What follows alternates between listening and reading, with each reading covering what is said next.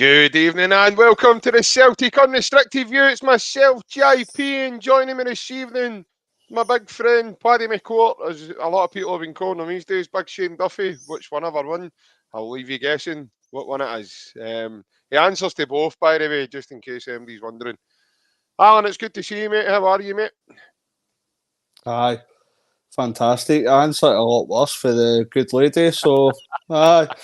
Paddy McCourt or Shane Duffy, that suits me perfectly well. Aye.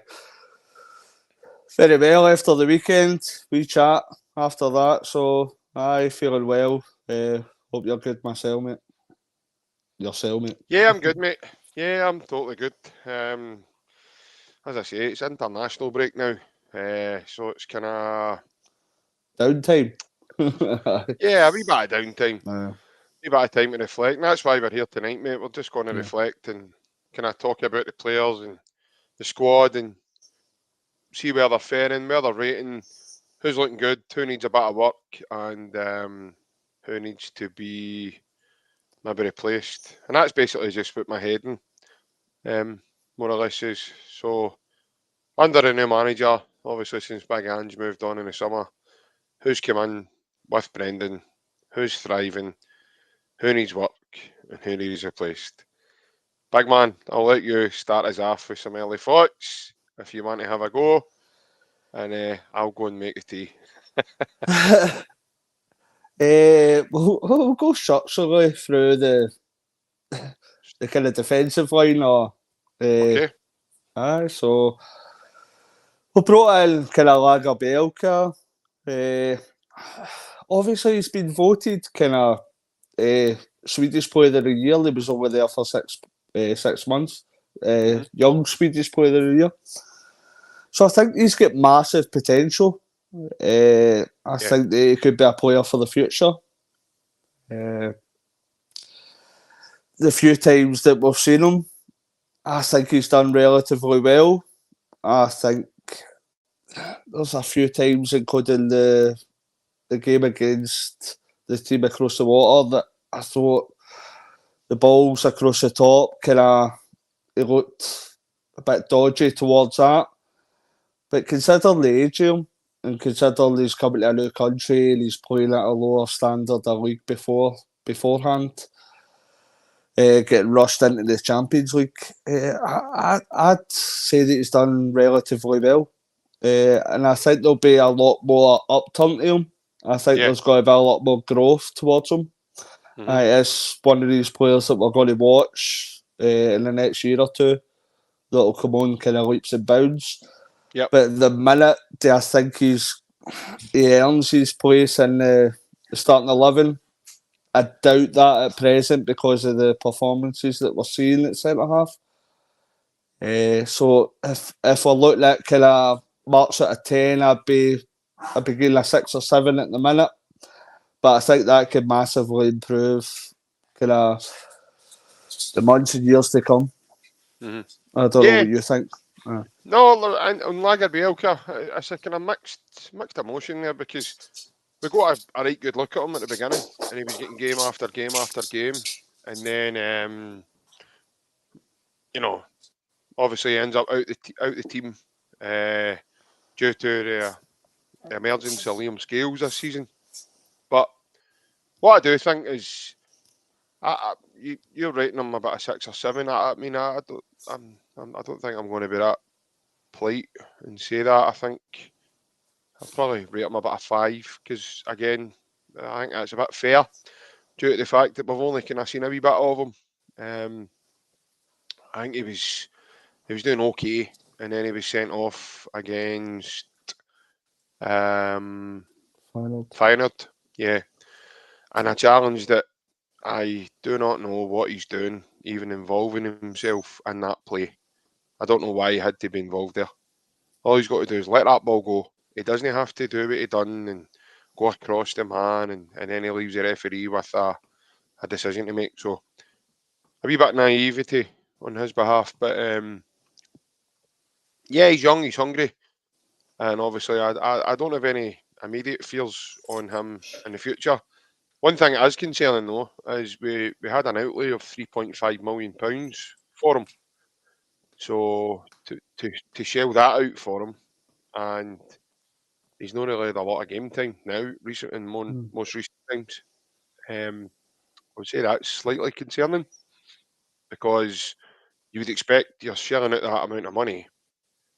And another guy we're going to come and speak about, if not for a bad injury, and Mike Narowski, if not for a bad injury, then I think, like say Narowski, I think he would have got more game time than what he's had as well. So he's another one that's kind of showed maybe 2 games or something, slightly what he can do. I don't know what your thoughts there about him, but I think uh,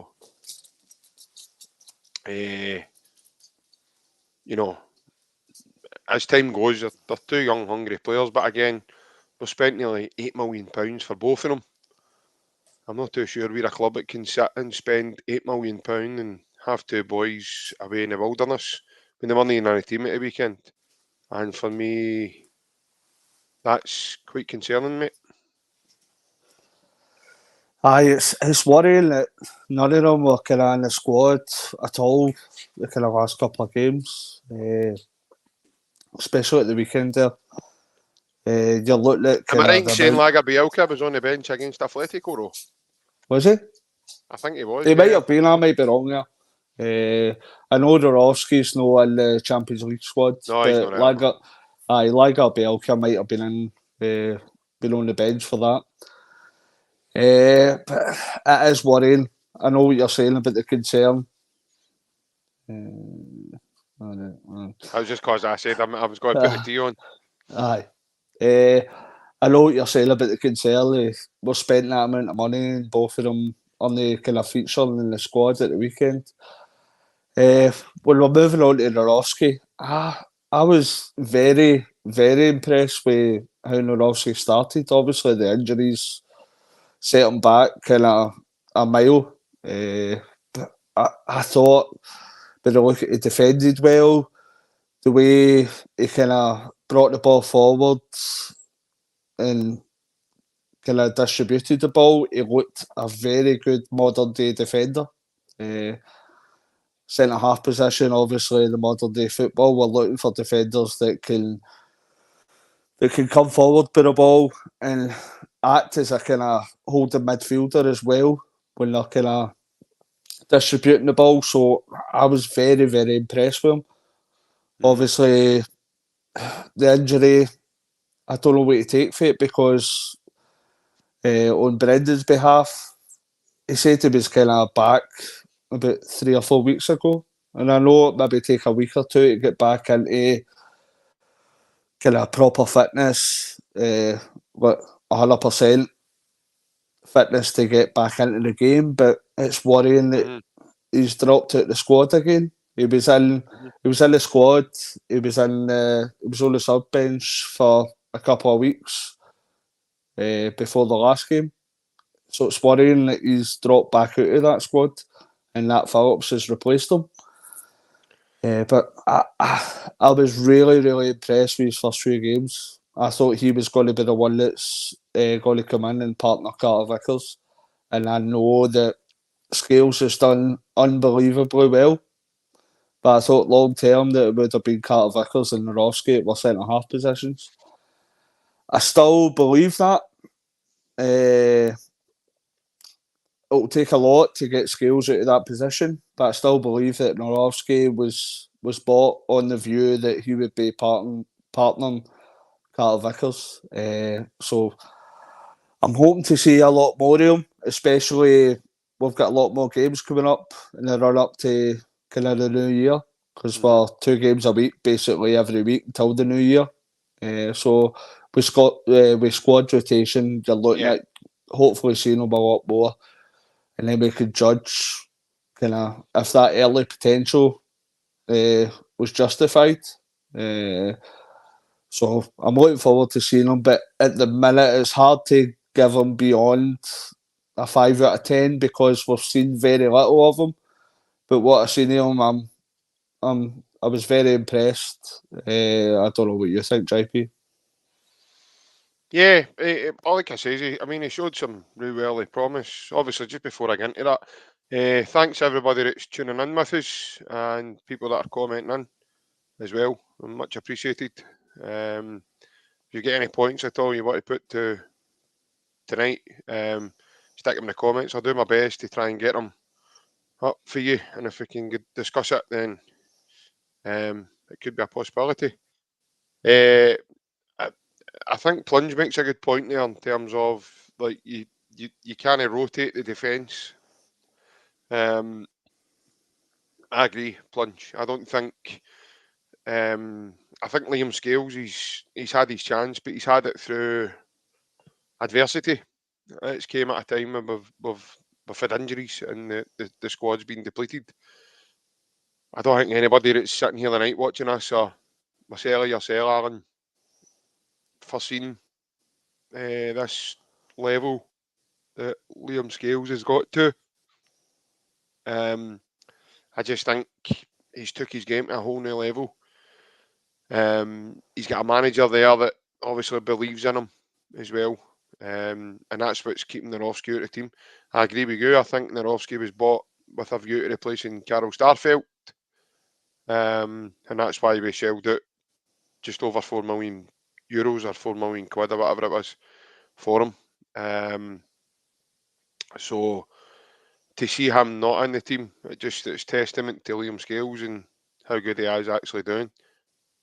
I don't think for the time being just now, unless he's suspended or Touchy Woody gets injured, I don't see Liam Scales drop him out of the team. What obviously Liam Scales does is he brings a natural balance to the team that none of the other guys do because they're right-footed. Liam Scales brings that sort of, he brings that sort of balance in his left foot and he makes things just flow. I have heard people criticising Liam Scales about how slow he is in his build-up play. I don't see it necessarily. I just think it's the makeup of him as a player. But Mike Narowski, I can't really judge a guy too much because I've only seen him. I think it was like 2 games he got to play before he got injured at Kilmarnock.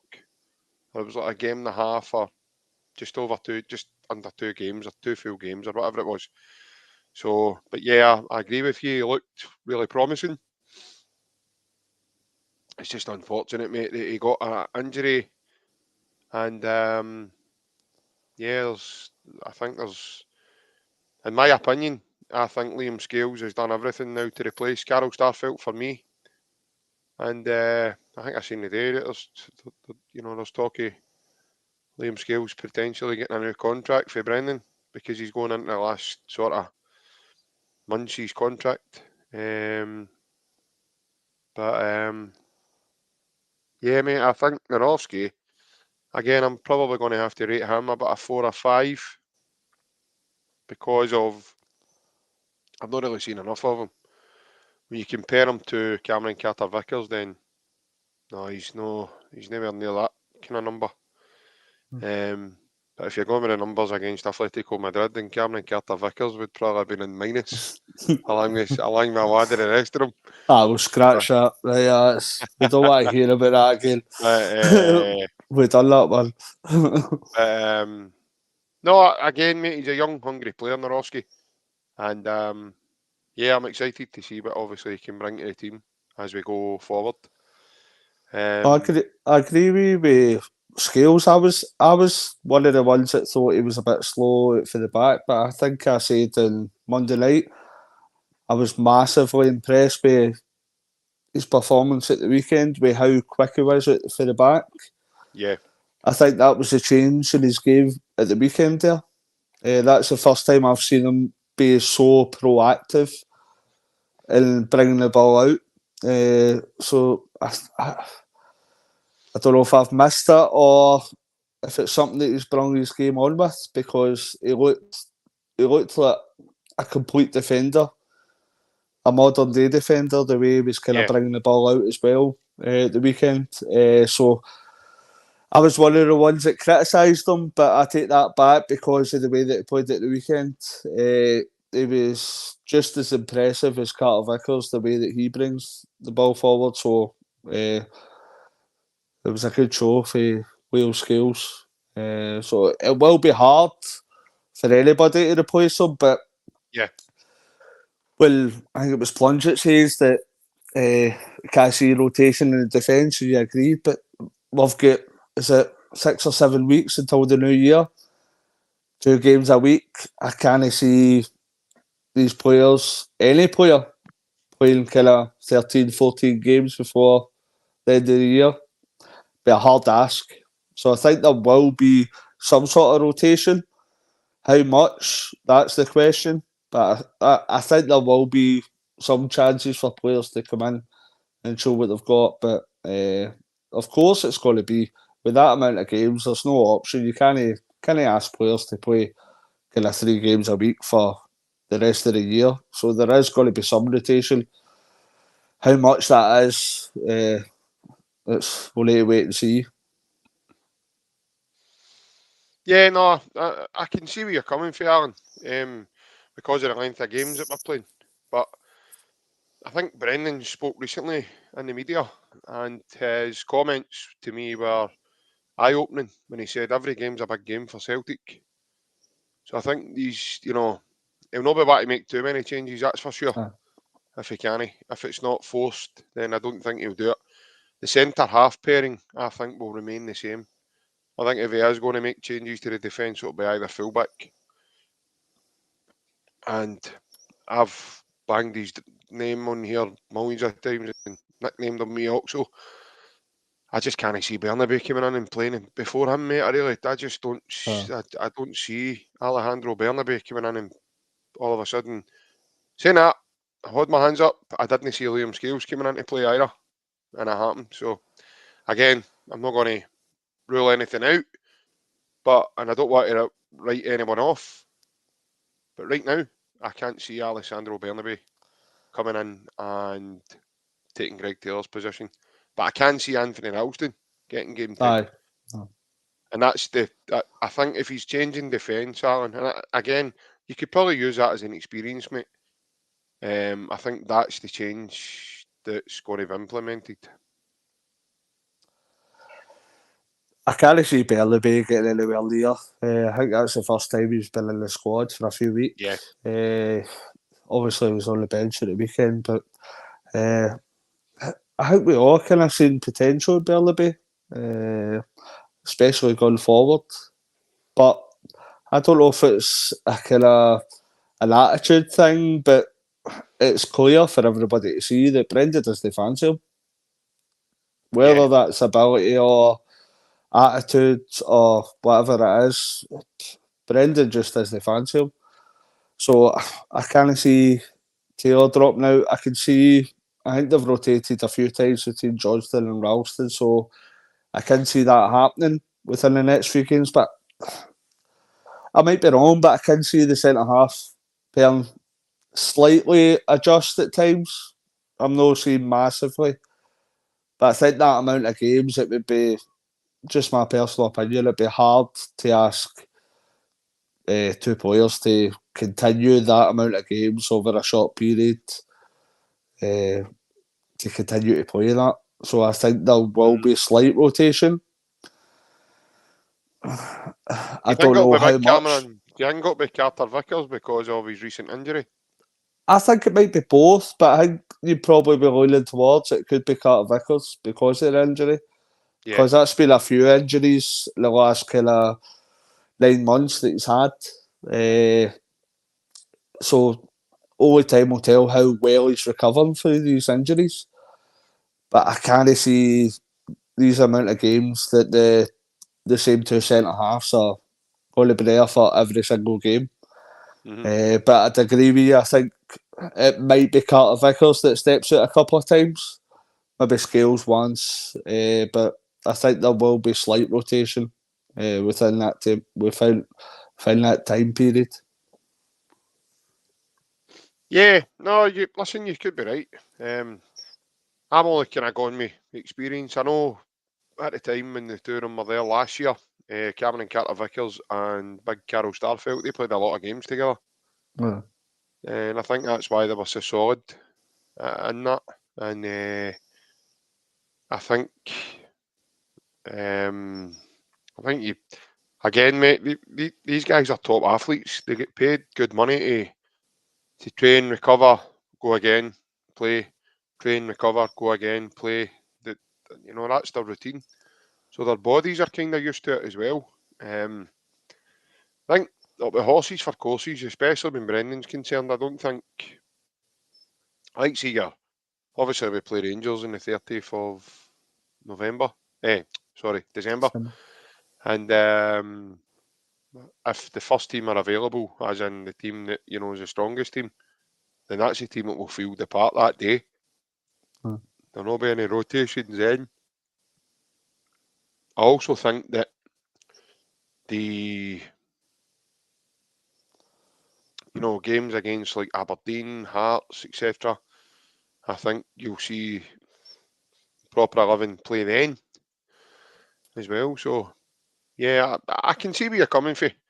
If it is changed, I don't think it'll be in many games. If that makes sense, I don't think that'll happen too many times. There's a wee question here for Maestro as well. And he's asking, what do you think of our captain since the start of the season? And Maestro himself thinks that he's dropped a level. I think that's something we've spoke at length about on here, Alan. We all think he's went off the boil. What I will say, Maestro, is I don't know if you were there on Sunday. He was top class on Sunday. He dictated that game. He was top class at Ibrox as well that day. He dictated the play, he dictated the tempo. Hearts, Callum Atletico Madrid, I know. Yep, the one at Parkhead. Yep, Lazio, he was excellent that night as well. But I get where you're coming from. There has been games where he kind of steps we're off. used to Callum. Is that not just affordability though? We're used to Callum being that 7 or 8 every single week. Yeah. And there's a few times this year he's kind of dropped beneath that. I'd say the majority of that time that he's still been that same Callum McGregor. He's still been top notch, like the games that we've just mentioned, 4 or 5 games there that he's been incredible. But throughout the last kind of few seasons, he's been Mr. Reliable. He's been the one that we've thought he's your 7 out of 10 every week, and we've never noticed him dropping below that level. He's also a massive reason as to why Scotland have qualified for the Euros without even having to play a playoff. So don't get that twisted either. Do you know what I mean? So he's a master of his own downfall there because he's been so. What's the word I want for? He's been consistent. He's been so consistent in the last few years that he's never dropped beyond that level. But there's a couple of performances this year that he has done that. So because he's been so good previously, people are starting to judge him. But yeah, I'd hang fire a wee bit, and because as we've just stated, there's been a lot in the performances that he's given this year have been top notch. So he's a human being. He's only human. There is going to be times that you're not at the best of your ability. So give him a wee bit of a break as well. Yeah. The Plunge says he hopes he doesn't play for Scotland and Clark should play the fringe players. I can understand where people are coming from. But this is just my opinion. If I'm a manager of Celtic, I'm wanting my international players to go and play as much football as they can at that level, to be given that experience. Because when you're playing top level football, and when you're exposed to that high level, it's obviously going to help a team like Celtic progress when they are playing in Europe. I know we're not seeing the fruits of that right now, but through time, that is something that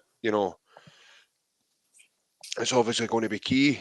I think Plunge also that Scotland have a chance to win the group and win the section that they're in with. So I think Steve Clark will be going all out to play his strongest side the next 2 games to try and make sure that we put as much pressure on the Spanish as we possibly can and to try and win the group. and if they get 4 points out of the next 2 games, they go into pot 2. So they There you need go. 4 points So out of the there's next 2 games. I've seen that as well. so there you go. There's a massive There is incentive something then. to play for. Yeah, there's a massive incentive then. And I think Scotland are more than capable of winning the 2 games and getting 6 points. Because we beat both teams already, so there's Yeah. no other reason why we can't go, especially with that group of players. So, in my opinion, if it means that we want to achieve something else, then I'm happy for him to go and express himself and play for. I think Maestro says he's not a young boy anymore, even more so than he would try to maximise what he can do at all levels and try and be successful as he can, because there will come a point where he'll need to do a similarity to Scott Brown in terms of prolonging his club career, if he so wishes to continue playing for a longer period of time, because his body will then become,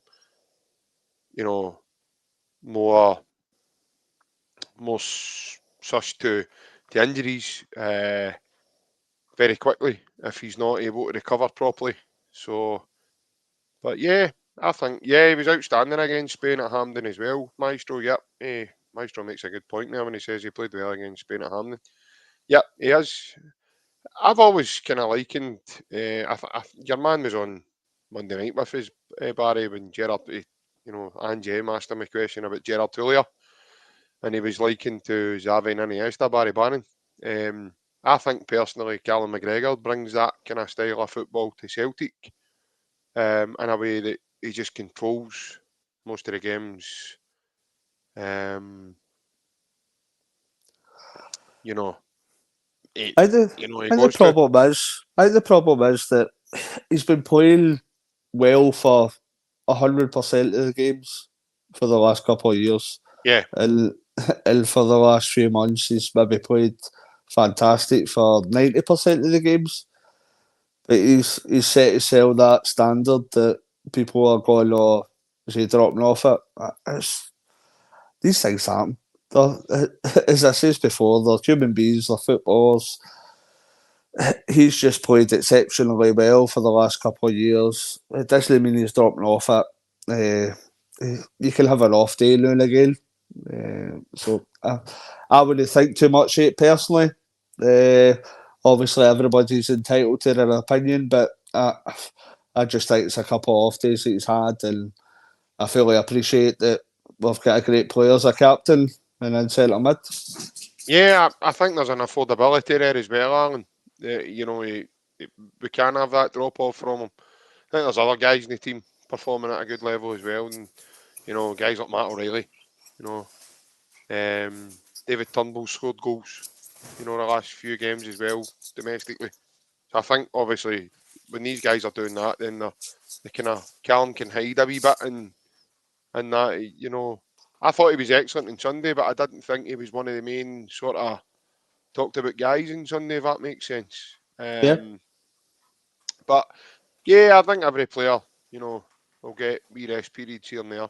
When he's not played, we all have a joke about how many games he's played, etc. But he gets a rest. He was on holiday in the summer, and he gets time off. He does get times to do what he does himself. But when you're dedicated to your craft, mate, and what you're doing in your profession, your career, it's hard to come away from it from a long period of time and then, go back to it after that.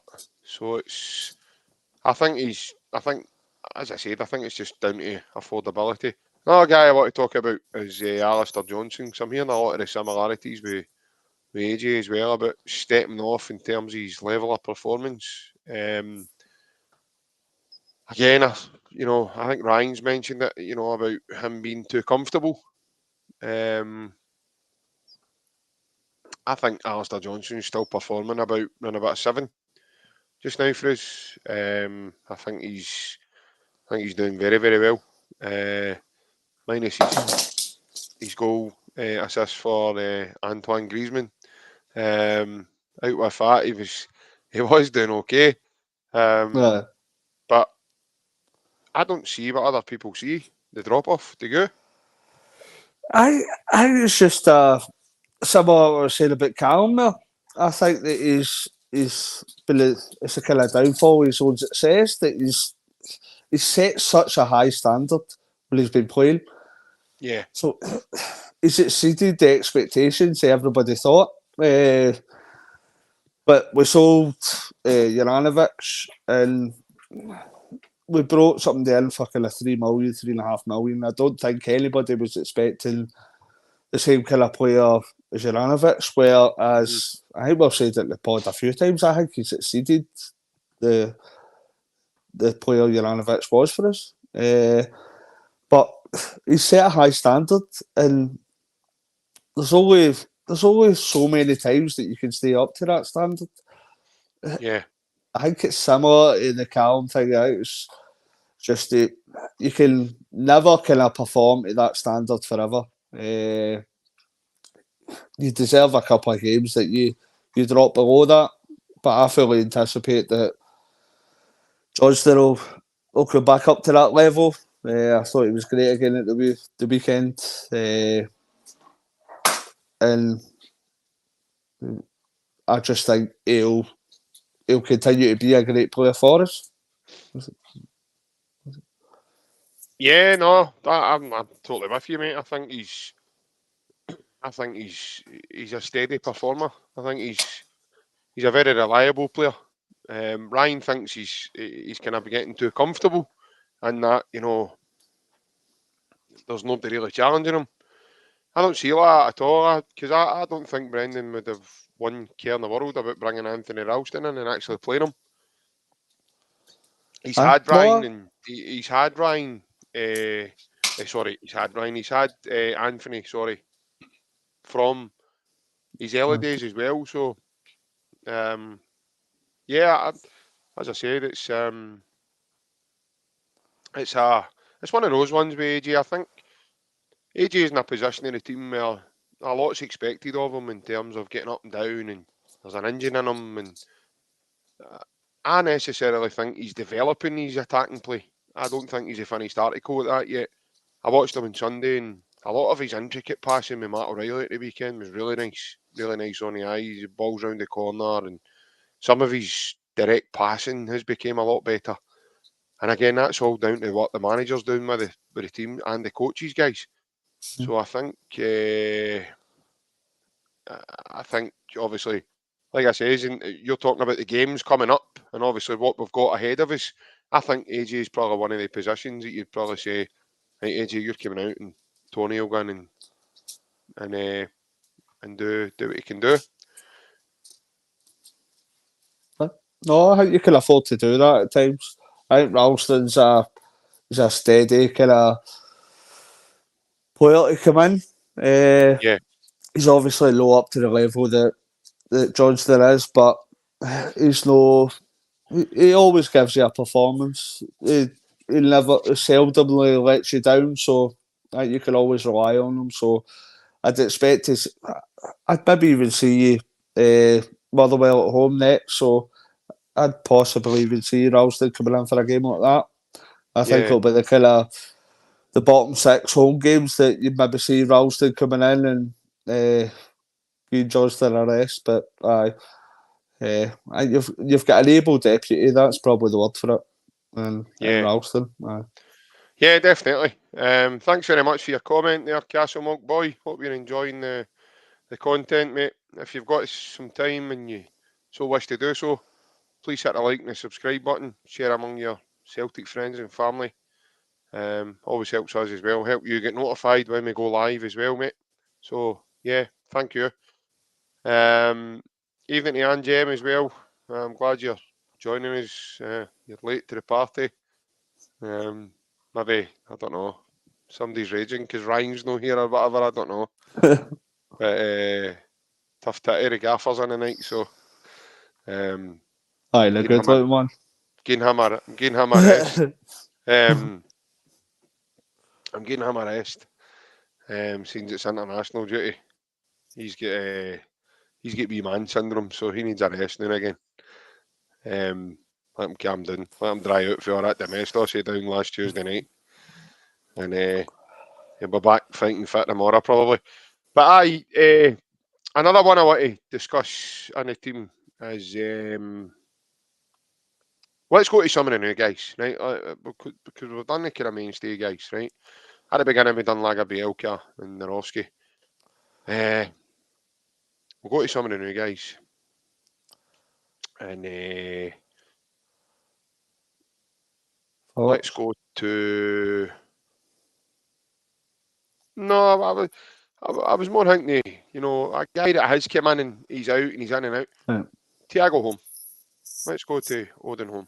I think a lot of us see a lot of potential there, Alan. You would agree.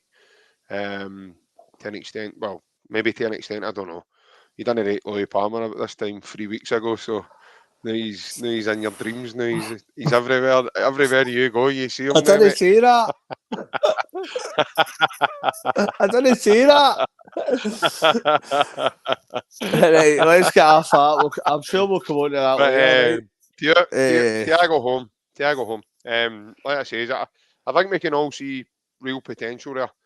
So much so, just a short while ago, Barry Bannon actually says that he sees a lot of similarities in Thiago Holm to Rio Hatate. I think the problem with that is he needs to maybe do a bit more in terms of impact in games when he's there.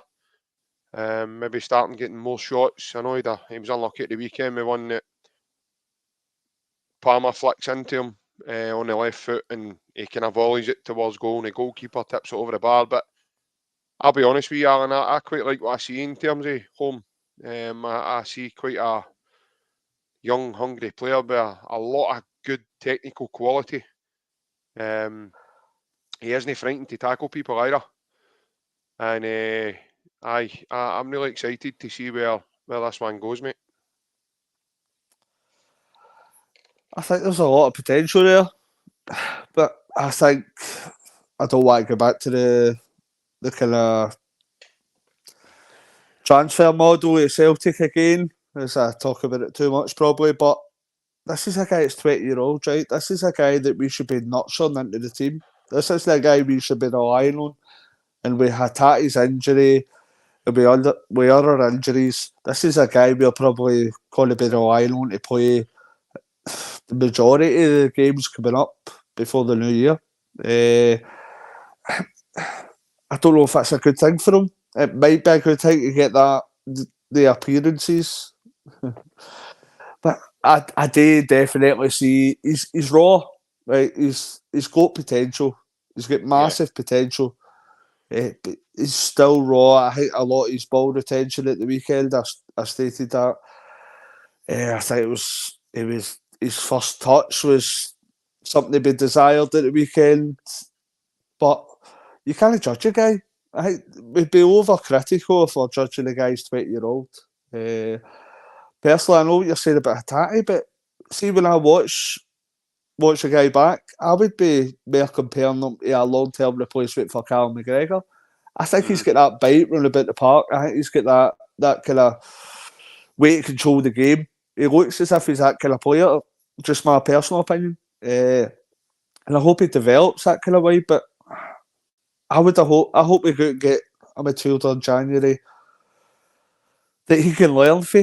That he can learn for Callum McGregor, Hatate, O'Reilly and somebody else. Because I think he will be a great player. I think he's got massive, massive potential. But I don't think it's his time now to come in and be a starting 11 player at the minute. But that's no a criticism on him.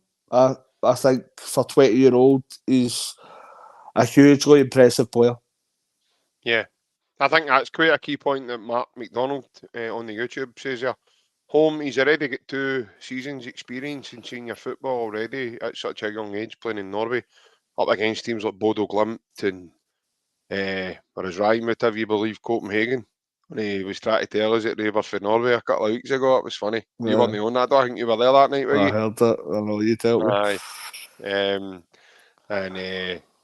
But no, I think he played about 60, 70 odd first team games for them, and then he made his move. So I think that's a good point as well.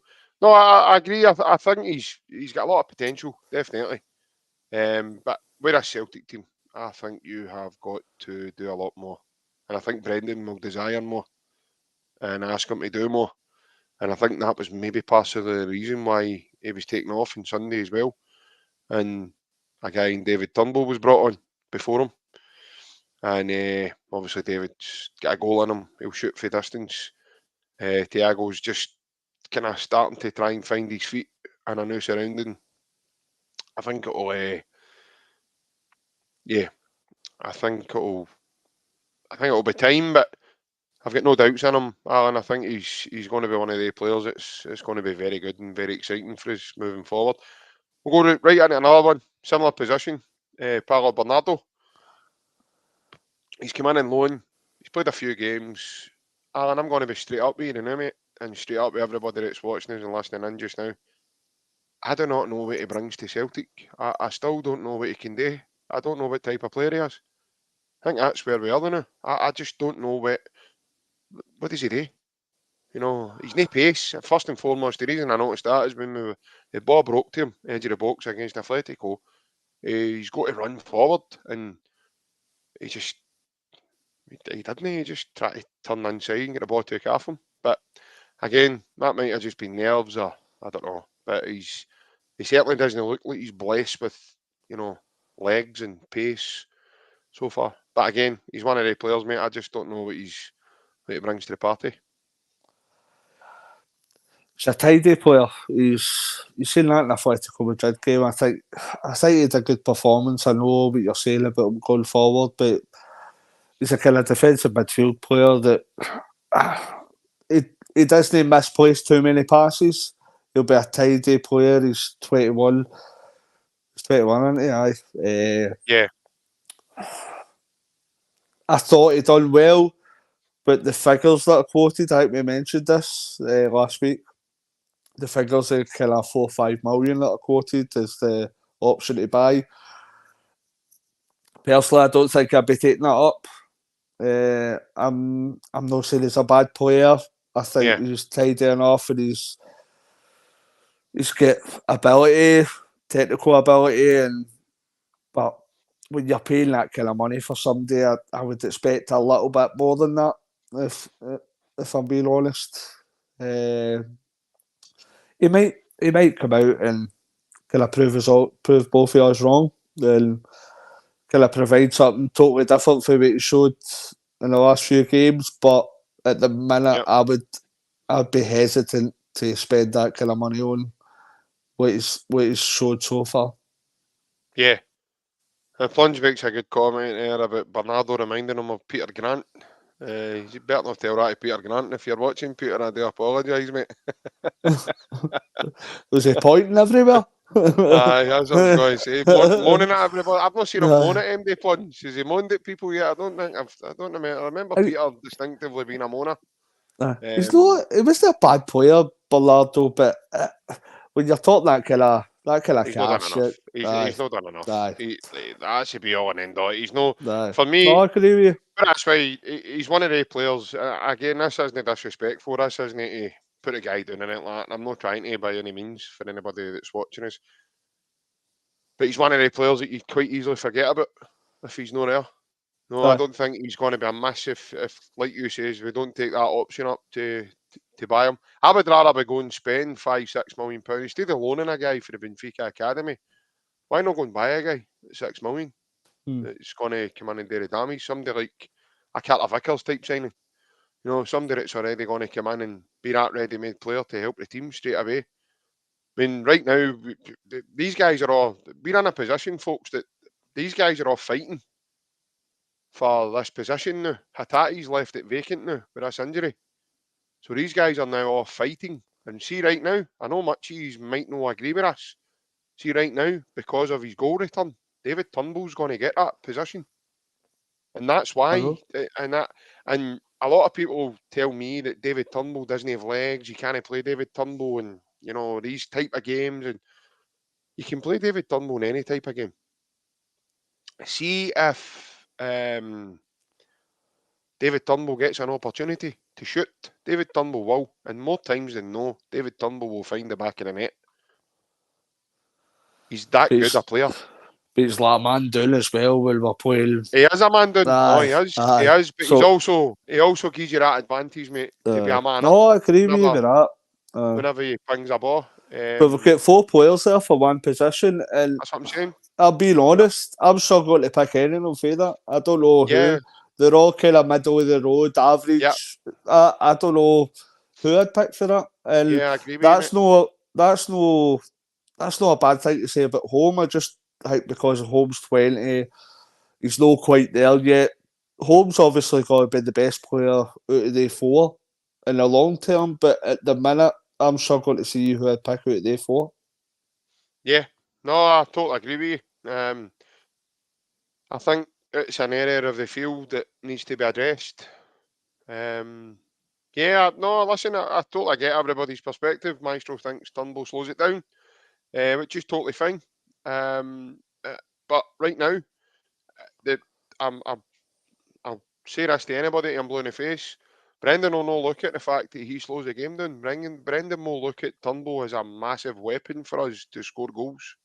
He gives us ammunition for goal. Whether that ball comes off a corner, it drops, bang, ping, goal.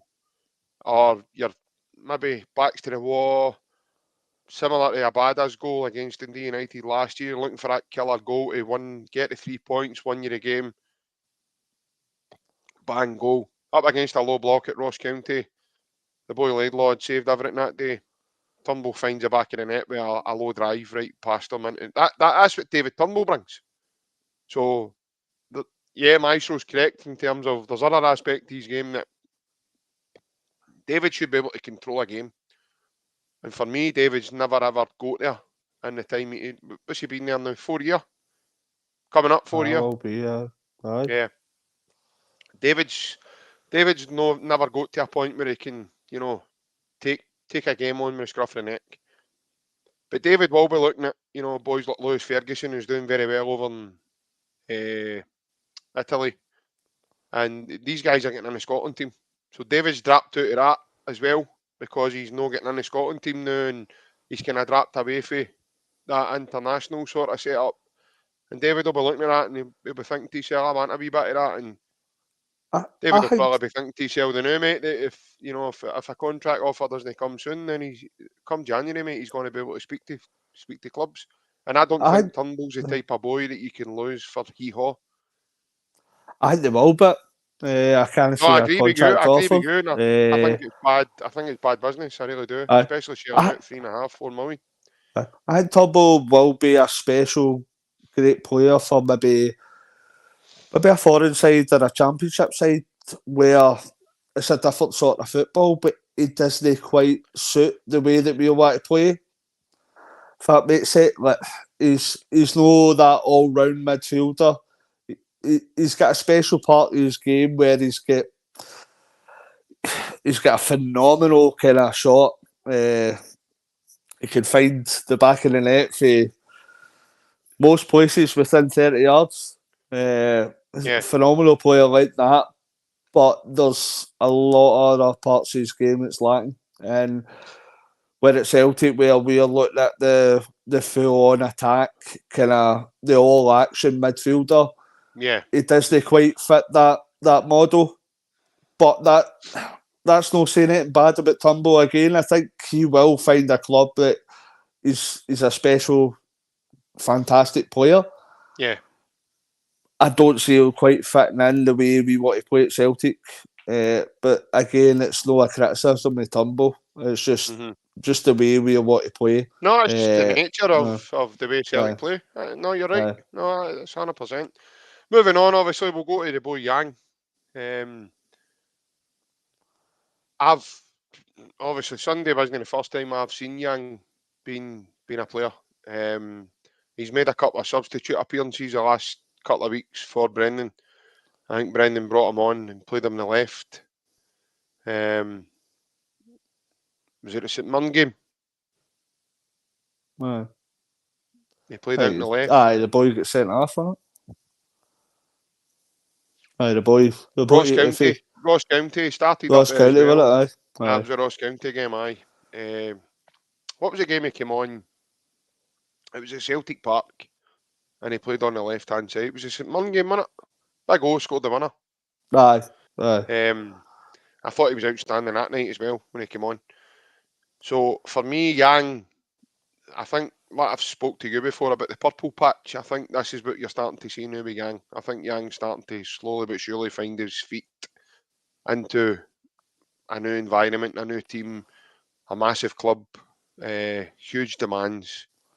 And I think with, again, no through any fault of his own, this is Yang, in my opinion, this could be Yang's Liam Scales moment, mate, where Yang comes in and stakes a claim for himself to play in that team due to Daisen Maeda, his injury. But I'll tell you what, see when I saw him play at the weekend, right, Alan, and I said that to Ryan as well, he reminded me of, remember Ryan Giggs, when he broke through at the Man United team, how he was just so direct, and he just didn't have any fear, and he was running at people, and he didn't care if people kicked him or fouled him, or he just reminded me of that. I mean, I was fortunate enough, and I'm maybe showing my age here, but I remember Giggs' debut for Man U. I watched it on TV with my dad. I was only a wee boy myself, but I still remember Giggsy as a boy with that wiry, curly hair like a brilla pad. And he was a talent. He was rapid, quick, but he was like a beanpole. And that's what Yang reminds me of. But he's, again, mate, he's working under a manager who, in my opinion, mate, will bring the best out of him if he's willing to apply himself and, put the work in. Myself and Ryan kind of agreed when we're talking kind of all the weekend. That's the first time that he's come out that we've went, he could start for us, because I think he's been massively inconsistent. And again, it's hard to blame him for that as well, because he's a young guy. He's moved halfway across the world to play football. So he's going to need time to settle in. But before the weekend there, I didn't see me glimpses that he's got potential. But I think that was the first time at the weekend that he kind of concreted the opinion that he could get a starting place in the lineup. Yeah, I thought he was absolutely fantastic at the weekend. But a lot to do with kind of wingers. It's all about consistency, yeah, because you know yourself with kind of McGeady, Roberts, Sinclair. A lot of wingers seem to be kind of brilliant at stages and then inconsistent to drop away for games. So that was the first time that I'd seen him that I was massively impressed. I'm going to edge on the positive side and hope that he keeps that up. And I think that place is his at the minute with yeah. Maida out.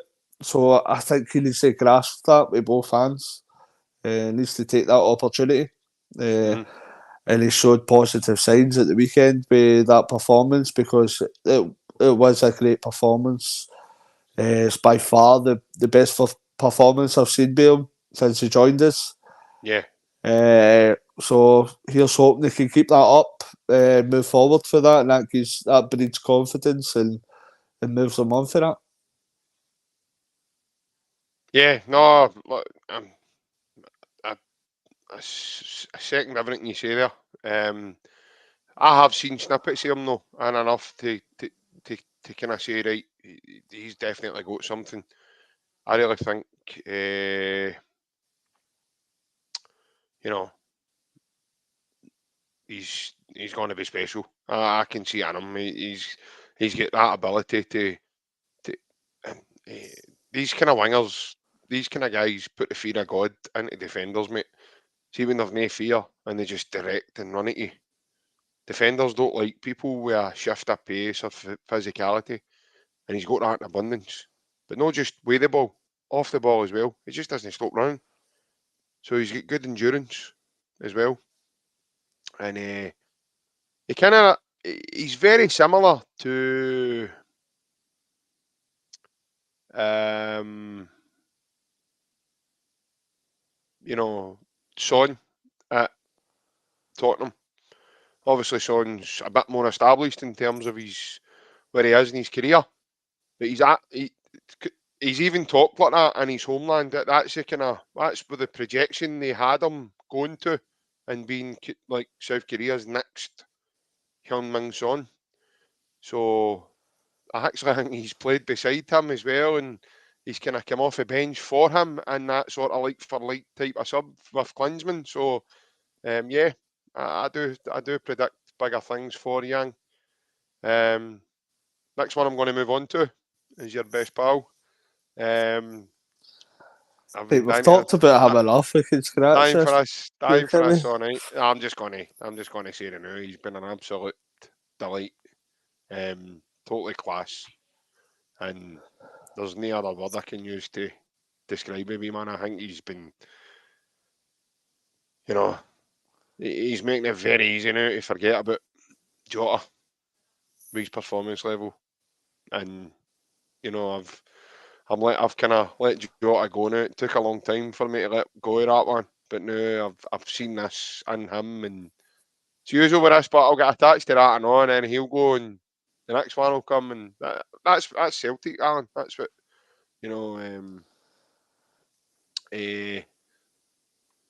So yeah, I'll let you say your wee bit on him, mate, and then we'll move on to Big O.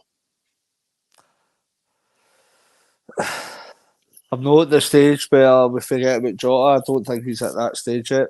As I said a month ago, I thought that Palmer was doing incredibly well. He's doing even better now. But it's a consistency level. If we come to this stage, it's still performing at that level in February or March, then I'll go. Because, to be honest, Jota done that over a kind of prolonged period through his loan spell and the year he was here. So it was a 2-year period. So it's quite a high order to step up to. He is fulfilling that potential at the minute. You can't ask much more of him because he is playing exceedingly well. His assists, his goals, the manner of his play, everything about him looks fantastic. But the Jota thing, I'll answer that in a month or two. Right, okay. Aye, because you can see what I'm saying with that. We've all been having this conversation. Aye, but he's on the trajectory just now to meet that level. Yes. But it's whether he keeps up to that. That's the question. He's obviously been a great. And James says, JP, do you know Palmer's full name? I do. Yes. I don't. Lewis. You don't? No, it's not Lewis. It's Luis Enrique Palmer Oseguera. Luis Enrique. Luis Enrique Palmer Oseguera. Player he was, man. Yeah, he was. Aye. Barcelona. But Corville makes a point here. He says apparently Michael Beale refused Palmer. Shows Beale doesn't have a brain cell in his head. To be honest with you, Corville, I think he went for Lammers, mate. Yeah, no, that's it, mate. I went for a big gammon, man. But no, to be fair with you, Corville, there seems to be this sort of they didn't sign him, but you did. That's not the case. I think it was very early on. Palmer knew about the interest from both clubs, and he said in an interview that he had chosen Celtic very quickly. And the move came about very quickly as well. So, yeah. Thanks very much. And some of the boys on here probably wouldn't agree with you right enough, but that's why I'm here, and that's why I'm a gaffer, and to know these things when I'm sitting here doing this. I can't talk about a guy that I don't know about. Come on. It just wouldn't be right. It wouldn't be the norm. But thanks very much for your Yes, he did, Corvo. Agent Emilio worked his magic. He did. He also put Celtic on to another 2 Honduras players. I'll let that be your homework, Corvo. You can come back to me and tell me who they are. I know their names, but I'm not going to let you know. I want you to tell me. And it was at the same time he tried to put Palmer onto us. Now, I don't know if Celtic will continue to pursue that in further windows. I just know that he put 3 players onto Celtic who he thought would do very, very well for the club. Palmer was one of them, and there was another 2. But if they're as half as good as him, then I think we'll be all right if we go and recruit the other 2, to be fair with you. Moving on, mate, just before we finish up, we'll get a wee quickie on Big O. I think the big boy's done very, very well in the length of time he's been here. I really do. I think he's great technique, good technical ability. He's a big lad. He's a big, strong boy. He takes up really good positions, and a lot of the goals he scores, he's not frightened to get on the other end of crosses, mate. So I think he's so far for me, mate. I'm quite happy with Big O. And then obviously his last couple of wee games, when you look at the Ross County game, you'd probably say he was unjust in terms of his goal getting disallowed. He scored against St Mirren, then he got a brace at the weekend. So yeah, mate, I think he's no so more than his recent form. I think it's been very impressive. You can't argue with his goals per minute ratio. That's what I was talking with Barry about during the week. You can't argue with it. But I think he was a kind of direct replacement for Giakoumakis. That's what a lot of Celtic fans are going to be judging him on. And I think that might be harsh to judge him on because he's a young player. He's got a lot of growth within him, within his game. Yeah. I think he will come on. I think we spoke about it a couple of weeks ago. This is one of the ones that I think similar to Home. I think he's got a lot of potential, but I don't think this guy should be put in the backup to Kyogo place. I think there should be somebody else in there so that he learns and he develops himself. He's a young player. We're expecting so much because of the replacement for Giakoumakis. Mm-hmm. And because of how young he is, I don't think we can expect that from him. But he has got massive potential. You can see he's got ability. You can see he can finish. You can see he can hold up the ball. You can see he's strong. So I do expect big things for you in the future. I still think there's a long way to go for him, but at the minute he's performing as well as he possibly can, and he's making every Celtic fan happy with the goals that he's scoring as well. Yeah, no, definitely. And curious, JP, is Emilio Izagiri one of the other players that Celtic are after? Yeah, they're probably looking for him to do the bingo calling at probably the events that maybe happen every quarter or whatever now, due to Emilio Izagiri retiring from football just early last year. To be fair with you, Emilio Izagiri used to be Celtic's left back just before Kieran Tierney. He's been here twice. He 2 spells with the club. It was Neil Lennon that officially signed Emilio Izagiri, and then Brendan Rodgers actually re-signed him to the club for cover due to injuries that were happening to Kieran Tierney. So, yeah, I think it definitely wasn't Emilio Izagiri. That's where people are saying Emilio. That's who they mean when they're saying Emilio, because I actually don't know if he's on the payroll, but I know he's helping Brendan out in terms of, putting his eye towards some talent. And Palmer was one of them. Obviously, both of them being Honduras. Emilio was a Honduras international as well, and he probably knows a lot of the talent from that country. Yeah, I just think I agree with you, Plunge. Yep. He definitely is a better all-round player than Giakoumakis, but Big Giakoumakis was a better goal scorer. There is a big difference though, because Giakoumakis is 28 and Big O is only 21, 22. So again, there was a massive age gap. When O's 28, I would expect O to be more the finished article that Big Giacomakis appeared to be when he came. Yeah, but no, Alan, quite an interesting insight, mate. Good chat tonight.